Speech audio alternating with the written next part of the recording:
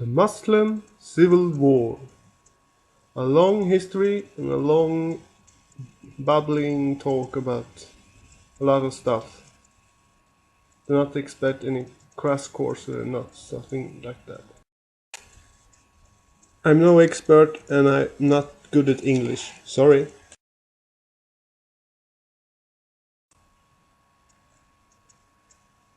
And what I mean with the Muslim Civil War is it's basically a gigantic civil war within the Muslim nations in the Middle East. Of course, there are other Muslim states that don't fight. For example, Indonesia and Malaysia and Morocco. Yeah.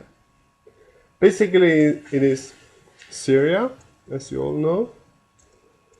It is Iraq and the ISIL and the civil war in Iraq. Then we have the Kurds, which aren't, I would say it's a problem that's going on for a long time. Then we have Iran, that's pretty stable but project power inside this region. Then we have Afghanistan, there where it's a lot of troubles. Then we have Pakistan, which also have some troubles. Then you have Saudi Arabia, who is stable but projecting power into Syria and Iraq. And you have Yemen, who is soonly probably going to civil war. And we have Egypt, which it's stable but also has some problem, especially in the Sinai desert. And we have Libya. It's also civil war or something that could like civil war. Of course, you can continue. Jordan, big refugees problems, probably going to go to civil war. Lebanon, I mean, it's a civil war has been a ceasefire basically can start anywhere. People think Bahrain, the Saudi Arabia stopped, but that's probably going to start again. Who knows? Qatar and United Emirates and Oman seems to be pretty stable, but maybe I'm wrong, probably. Who knows? Oman is a bit at least.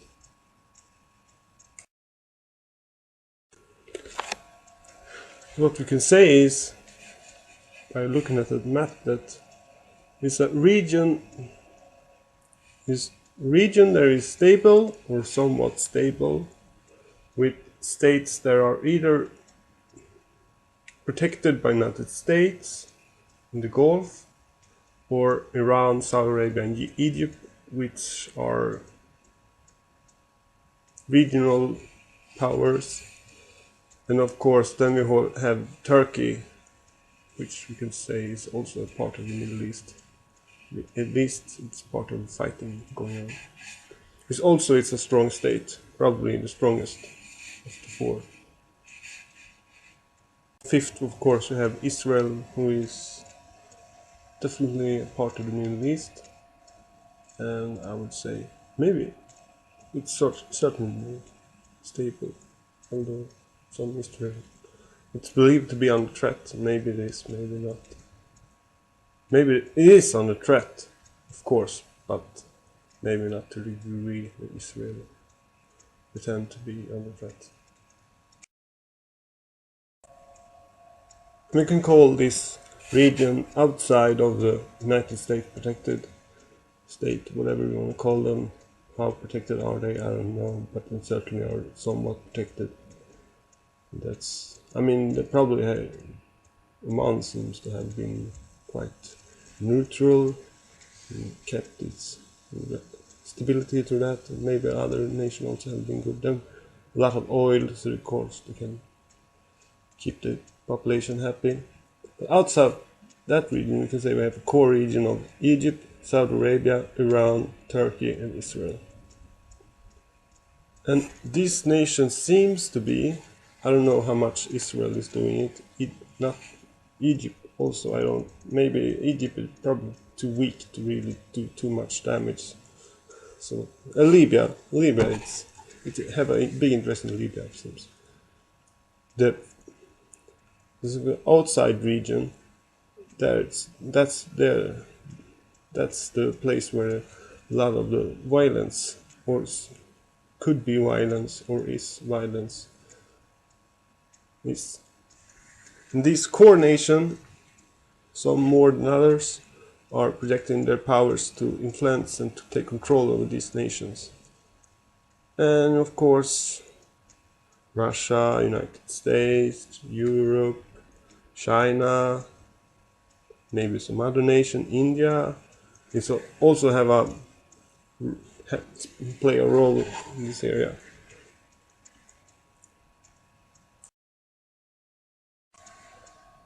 And I would say this war started with 9/11, but it really got hot when America invaded Iraq. And why is that? Because if you look at the map that I have beautifully drawn, there is one area that is surrounded by other nations, and that is Iraq, Jordan, and Syria, and of course Lebanon. In this area, when Saddam Hussein was put out of office and Americans took over, then the balance of power changed. And then there was, I would say, the scramble for Levant, maybe, between Turkey, Saudi Arabia, Iran, and all the other nations I've discussed, major and minor. And then it seems to be like this outside region, Afghanistan, Pakistan, Yemen, Libya, is a continue of that war. Of course, for example, I don't know who bring down Gaddafi. I think it was the people. Of course, they probably did have help. Who was paying for the weapon? Who were paying for the ammunition? Did have any secret service type of people that were helping them with organizing the command structure and giving order and helping them in training and whatever. So it seems to be that Levant, the state failure in Levant, started this war. And it's why do I then said, oh my god, sorry. Why did it start at 9/11? What Americans don't seem to understand is that 9/11 didn't happen because, I mean, it's so stupid. 9/11 didn't happen because Bin Laden hated Americans' freedom. Sorry.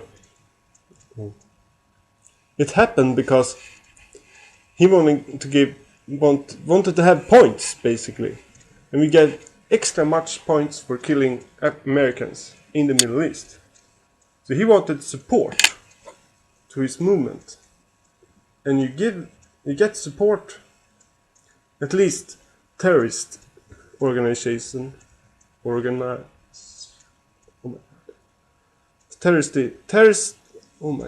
terrorist movements get points for killing Americans. And with points, you can then get money. And with money, you can grow, and then you can create. You get people who want to join your movement. You get good press, and all this. And that, with the invasion of Afghanistan and Iraq, changed the game, maybe you could say. I don't know if Bin Laden, I mean, it seems Did he get what he wanted or not? I don't know. But the American reaction, I don't know really what. I mean, invading Afghanistan, they got a lot of support, at least in Europe, for that. But invading Iraq, I never understood it. What was the point? Couldn't you just. I mean, Saudi Arabia was a dictator, Egypt was a dictator. Why, both are American allies, why couldn't Saddam Hussein also be it? Why spend all that money invading Iraq? I don't seem to understand it. But anyway. I also think that something have happened in the Middle East society where mass politic, whatever you want to call it, people's politic, the bigger groups are becoming more and more important for being able to rule, and of course majority of the population in Middle East are Muslims. So maybe that with Saddam Hussein's fall and Bin Laden's rise to power, or I don't know, but at least it seems to have been a lot more important, and something have happened, and now it's starting to get up wars everywhere.